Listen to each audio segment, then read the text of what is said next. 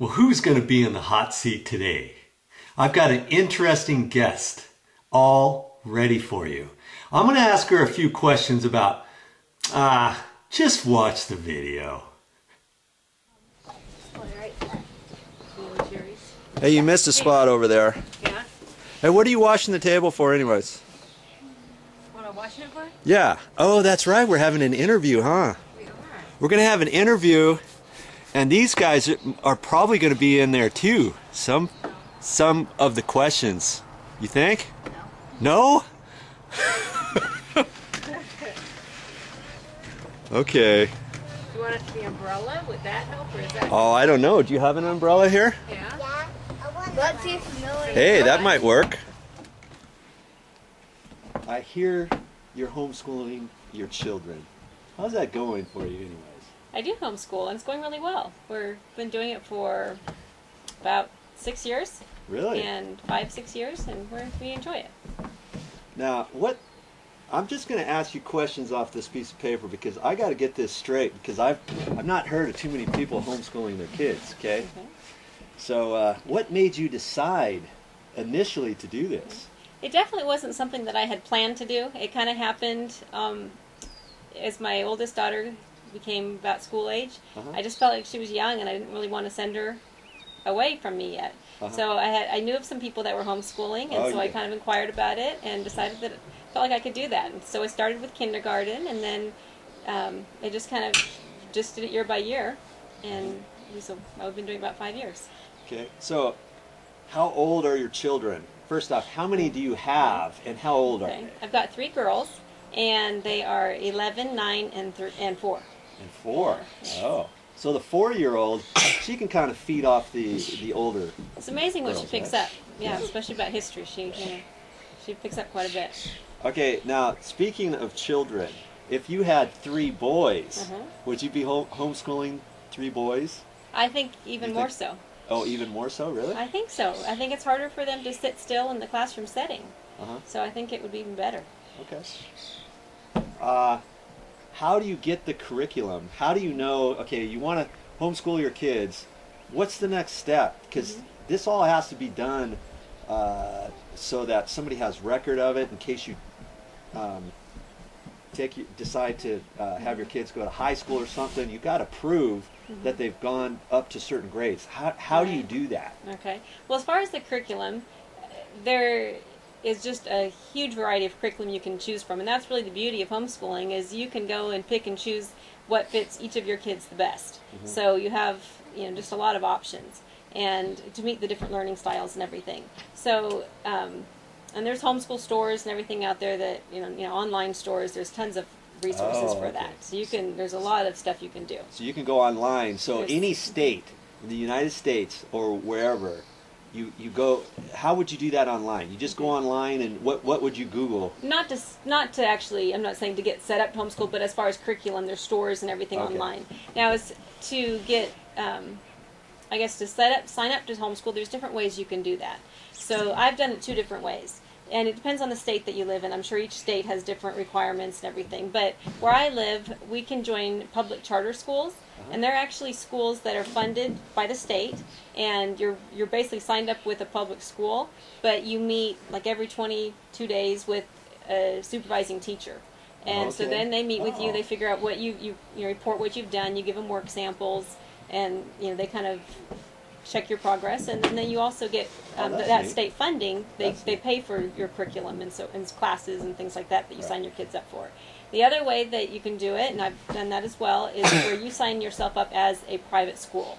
And so basically then you are kind of on your own. You don't have the supervising teacher necessarily looking over you, but you can do your own curriculum and whatever you want there. But it sounds like to me, if you've never done this before, you would go to a charter school, because then they can kind of hold your hand, and you've got somebody who can kind of guide you through all the steps, and 100% that everything's legit, legal, and all that kind of stuff. That's why I started that way, because I wanted to just make sure I was doing it right. And then after about 3 years of doing it that way, I decided I'd wanted to do it on my own. And so we've transferred the other way. But it's a good way to start. Okay. Now, I guess you've already answered how long how long you've done this. Now, how much longer are you going to do this? Are you going to do it just until up through 8th grade? Are you going to go up through high school? Or have you not decided? What's the factors that are involved with all this? Well, the bottom line is I haven't decided. Okay. At this point, I see myself going probably through 8th grade. I was just going year by year, but now I feel like we're kind of committed to it and want to go through 8th grade, and then I'll have to decide on high school. But there are options for high school. There's classes, if I don't want to teach a science or an algebra or something, I can sign them up for a class in that. Oh, you and can? Yes, and so I can do what I feel comfortable with at home, and then the subjects that we feel like it would be better in a group setting or that I feel like I'm maybe not qualified to teach, I can sign them up with a certified teacher. Well, how would you go about signing them up for just 1 or 2 classes? How do you find the certified teacher, and how are they going to do that and just during the year? How does that work? Well, where I live, there are actually, I can think of, well, there's actually several, but 2 in particular, like stores, homeschool stores that actually have classes as well. So they teach science, history. I have my kids actually in a writing class right now through them. So I just sign them up there, and some of them are signed up with charter schools so that you can use that funding. Others are private, so you'd have to pay on your own. But there's, especially for high school, there's becoming more and more options in my area at least. Would you have decided to homeschool if you only had 1 kid, 1 child? You know, I mean, you've got 3, so it's like, okay, you're doing it, and it makes sense for 3. What about if you just had 1? Yeah. A lot of people worry about the social side of homeschooling. Would it be okay with an only child? Right. And I think that there are challenges. It helps having, the 3 kids because they've got playmates. But there's a real network of homeschoolers, and so there's, they get together. They go to the park. They do activities together. So socially, it's really not as isolated as you might think it is. Okay. How would you, let's say you decide to homeschool your child, and you're in a new environment, or you just moved or something. How do you find these other homeschoolers that you can network with in your area? Well, one would be through a charter school, because right away you've got a built-in network, and they plan field trips and things like that you can go on as a group. So that's a good way.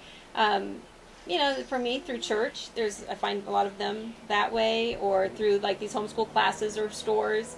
I mean, homeschooling is becoming much more popular, and so you're really finding people all over. So like you're talking about field trips. If you go to a charter school, do they just take homeschoolers on a field trip, or do they interact and they, for the entire charter school, you just go on a field trip with those kids, or how? Right. So they interact that way. Yeah, just through your charter school. Okay. Yeah. So it sounds like a charter school. I'm starting to think charter school is the good way to do it, especially if you're first starting out. Well, it is, but there are, in my perspective, there are disadvantages as well. It really depends on your philosophy with homeschooling. If you want to do school at home and you're really trying to create that school environment and keep them up, say with the current standards and everything, then charter school is good for that. But if you want to maybe vary it a little bit, maybe like with me, I'm trying to do, my girls are close enough in age, my older 2, that I try to do them in some things I do the same grade in, and others, like reading and math, they might be in different levels. It makes it a little bit more challenging that way, and I felt like I had a little bit less flexibility.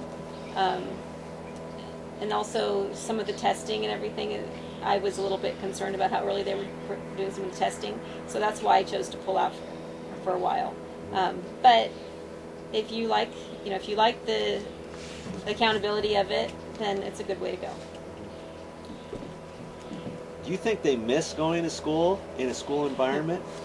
Well, have they ever mentioned, hey, Mommy, how come we can't go to school? I'm tired of this. How many more years do we have to do this? I don't get a lot of complaints, but then my girls don't know what a regular school is like, because they haven't done that on for a regular basis.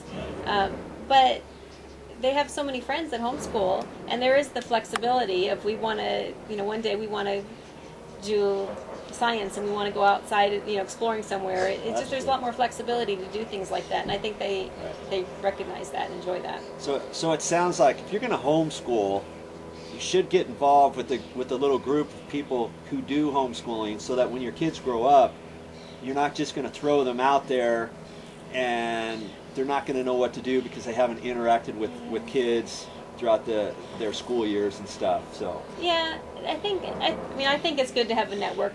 As a parent, I think it helps to have that support as well. But for the kids, definitely, they have fun. The social side of it is good. But I think it's less important than a lot of people think.